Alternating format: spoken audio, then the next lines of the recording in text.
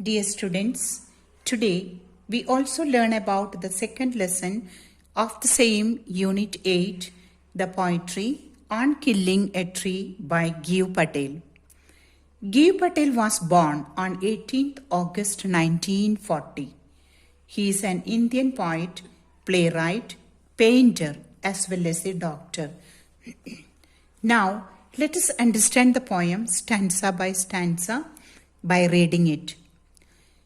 It takes much time to kill a tree.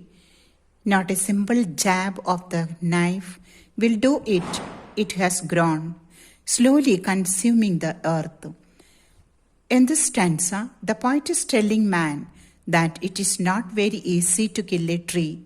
A simple jab of the knife will not be adequate to destroy a full-grown tree that has absorbed nutrition from the earth slowly.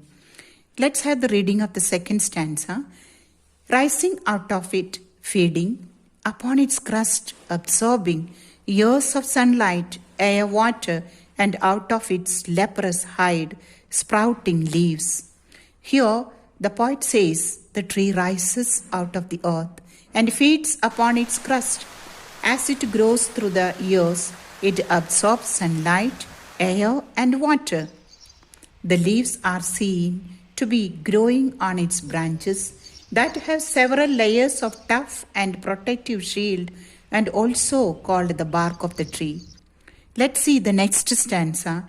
So hack and chop, but this alone won't do it. Not so much pain will do it. The poet says that just hacking and chopping or putting it through a lot of pain is not adequate to kill a tree. In the fourth stanza, the bleeding bark will heal, and from close to the ground will rise curled green twigs, miniature boughs, which if unchecked will expand again to former size. After the wicked chopping, the bleeding bark will eventually heal. The poet says that thereafter, from the chopped remains that is close to the earth, small, curled new shoots will begin to appear again. He wants man that if this is not checked, it will grow into a big tree, back into its former size once again. Let's read the fifth stanza. No, the root is to be pulled out of the anchoring earth. It is to be robbed, tied, and pulled out, snapped out, or pulled out entirely out from the earth cave. Here the poet wants to say, no, do not let it grow. It has to be uprooted from the earth that is holding it together. He suggests the technique and says, tie up that root with a rope and pull it out of the hollow of the earth fully and completely. As we read sixth stanza, and the strength of the tree exposed, the source white and wet, the most sensitive hidden for years inside the earth. Here poet explains when the root is pulled out of the earth, we are introduced to the strongest part of the tree. It is from here that the tree originates. It is moist and white because it is protected by Mother Earth, who has taken care of it. Knowing that this is the most sensitive part of the tree, perhaps that is why it is kept out of sight of the wicked human beings. And we have the last stanza here. Then the matter of scorching and choking in sun and air, browning, hardening, twisting, withering, and then it is done.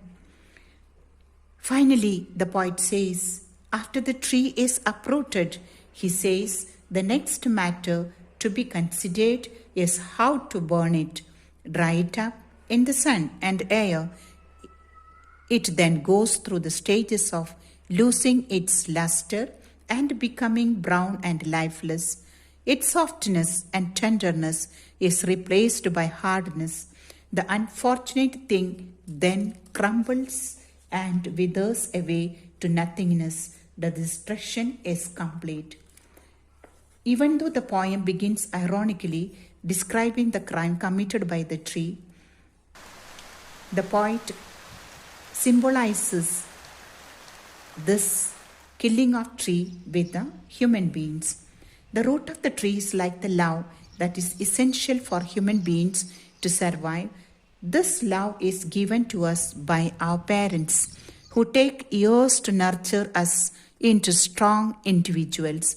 If this love is chopped off, the giver, that is the parents, wither, decay, and go into oblivion. This is all about the poem. That is the second part of Unit 8. And here also you will get a PDF to complete your copy. Thank you so much.